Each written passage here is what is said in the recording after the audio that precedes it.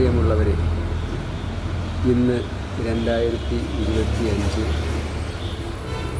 June മാസം 9-ാം തീയതി തിങ്കളാഴ്ച.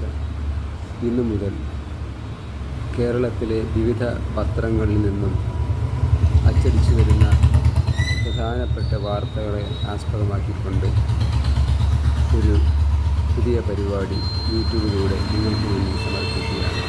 ദിനവാർത്ത എന്നാണ് ഇതിൻ്റെ പേര്. ഇന്ന് കേരള കൗമുദി പത്രത്തിൽ വന്ന ഒരു പ്രധാന വാർത്തയാകട്ടെ, ആദ്യം തന്നെ തിരുവനന്തപുരം ശ്രീചിത്ര ഹോസ്പിറ്റലിൽ 3 ദിവസമായി ശസ്ത്രക്രിയയ്ക്ക് വിധേയരായിട്ടുള്ള രോഗികളെ പുറന്തള്ളിക്കൊണ്ട് ഉപകരണങ്ങൾ ഇല്ല എന്ന പേരിൽ ആശുപത്രിക്കാർ തലയെടുപ്പോട് നിൽക്കുന്നു. ബ്രെയിൻ താനൂറിസം ബാധിച്ച് ശ്രീചിത്ര ഹോസ്പിറ്റലിൽ അഡ്മിറ്റായിരുന്ന 3 വയസ്സുകാരിയെ ഇതുമൂലം അവർ ഡിസ്ചാർജ് ചെയ്തു. രോഗങ്ങൾക്ക് ചികിത്സ ചെയ്യാതെ ഇങ്ങനെ പുറത്തു പോകുന്ന രോഗികളുടെ ഭാവി എന്താകുമെന്ന് ആർക്കറിയാം. എന്തേ സർക്കാർ സ്ഥാപനങ്ങളിൽ ഇത്തരം അപജയങ്ങൾ സംഭവിക്കുന്നു? സർക്കാർ സ്ഥാപനങ്ങളിലെ ഫാൻ, കമ്പ്യൂട്ടർ, മസ്റ്ററിംഗ് മെഷീൻ,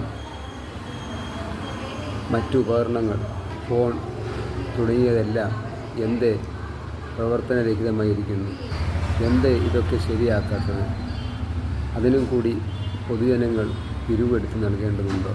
മനുഷ്യജീവിതത്തിൽ ഏറ്റവും പ്രധാനപ്പെട്ടതാണ് ആശുപത്രികൾ. അവിടെ തന്നെ ഇത്തരം അഴിമതികൾ കാണിക്കുമ്പോൾ എന്തിനാണ് സർക്കാർ ഇത്ര അഴിമതി കാണിക്കുന്നത് എന്നാണ് അറിയാൻ പാടില്ലാത്തത്. അതുപോലെ കേരളത്തിലെ റോഡുകളുടെ സ്ഥിതി എല്ലാം കുഴികൾ നിറഞ്ഞതാണ്. അതിലൂടെ മന്ത്രിയും MLA-മാരും വാർഡ് മെമ്പർമാരും ഒക്കെ കാറിൽ സുഖിച്ച് യാത്ര ചെയ്താലും അവർക്ക് കിട്ടുന്ന സുഖകരമല്ലാത്ത അവസ്ഥയും അവർ സുഖമായി എടുത്തുകൊണ്ട് ഒരു നാണവും ഇല്ലാതെ അവർ പോകുന്നു.